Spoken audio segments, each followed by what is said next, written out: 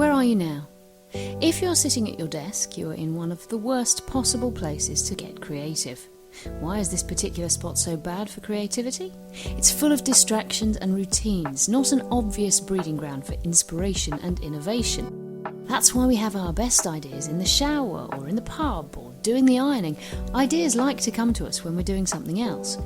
But sometimes that approach isn't practical and you need an idea right here, right now. But it is possible to come up with brilliant, shiny new ideas even in the dullest, most routine-ridden environments, or any location for that matter. You just need clever creative thinking techniques. But first, a few preparations. Turn off your email.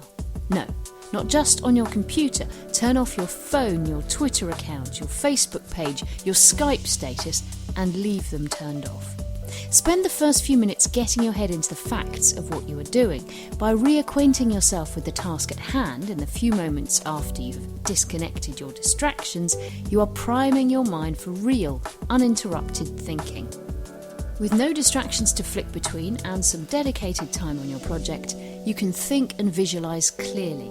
Give your brain a chance to immerse itself rather than yanking it back from its depths by reading unrelated status updates, comments, emails or news items.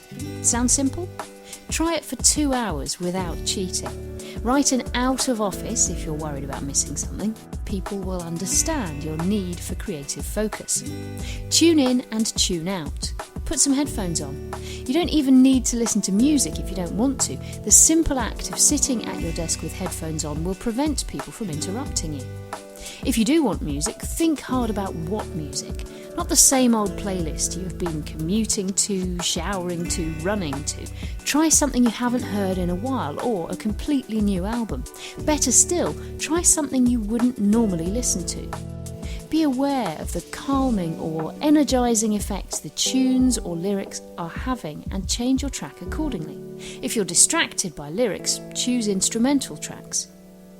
Many people find cafes or coffee shops have suitable auditory ambience for stimulating creative thought, and there's research to back this up. When you can't get out, get there virtually. Go to coffeetivity.com and listen to ready-made coffee shop sounds. Do you write and edit as you go? Do you list ideas and scrap them all after 5 minutes?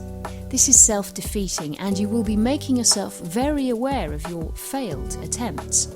Switch to handwriting, with a pen, without crossing out or editing. This way it's harder to delete or forget early ideas and you can track back to them if some other inspiration appears that can take them forward. Reframe the question. Ask the question or pose the brief in a different way.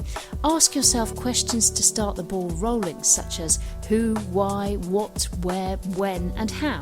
List attributes of the product or problem. Really break it down and simplify it.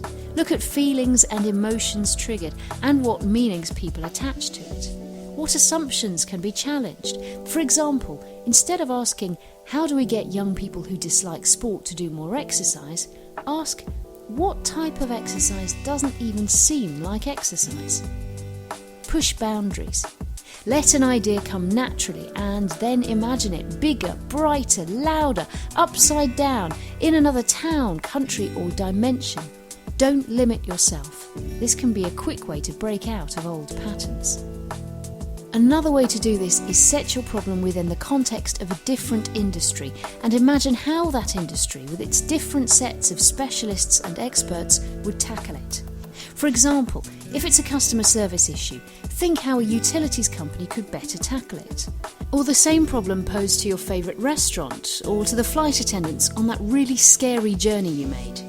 Taking the issue and shining a different context on it can make it come to life in a much more useful way. Take a component or an idea and exaggerate or distort it. What would happen if it was twice as big, fast, expensive? What would we do if we had twice as much time? What if the market was 10 times smaller? Get some perspective. Instead of seeing things from your point of view, borrow someone else's perspective, whether it's another generation, culture, a group of sports or music fans. See how their imagined view of things changes the way you look at the task at hand. If you're brainstorming for your own company or product, you'll likely be too close to it. Try and zoom out, look at the bigger picture. What aren't you including? Can you take an industry-wide approach rather than just looking at your organisation? Make some unrelated links to what you're dealing with. Imagine how your issue or problem would be impacted by a sudden snowstorm. Can you function the same, or do you need to make changes? If you have to handle things differently, you'll be forced to see what your priorities are, and that can help solve your idea rut. Also, try and remove any context to see if it makes you think any differently about things. Creativity flows more freely when you imagine someone else dealing with an issue. Try and think of some personalities or icons to take inspiration from. Be creative with who you choose.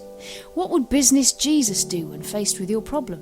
What if you were a superhero and could use super strength, speed, or X-ray vision? Make it a gift. Sometimes we produce our best work or try our hardest when we are making something as a gift for someone. Try and imagine the gratitude and satisfaction experienced by your client or customer when they know they've received something that has been lovingly crafted by your own fair hands. You'll probably be constrained already by the limited time available to have your idea, but it can be beneficial to introduce some other constraints to stimulate creativity. Constraints can also be form-based. For instance, poetry has many constraints. Words should rhyme, sentences should have so many syllables. Or think about Twitter with its inbuilt constraint of 140 characters per tweet. Setting constraints helps to focus thinking, proving that sometimes thinking inside the box can be helpful. Finally, it's often productive to create a mashup of all these techniques to offer a different twist, taking your ideas from one technique and then applying another. Combining existing ideas is one of the most common methods of creating new ideas. As Steve Jobs famously said, creativity is just connecting things. We hope you found some of these suggestions useful and that they contribute to making your desk a more fruitful location for idea generation. Having said all that, these techniques work just as well, if not better, away from your desk. So take them with you.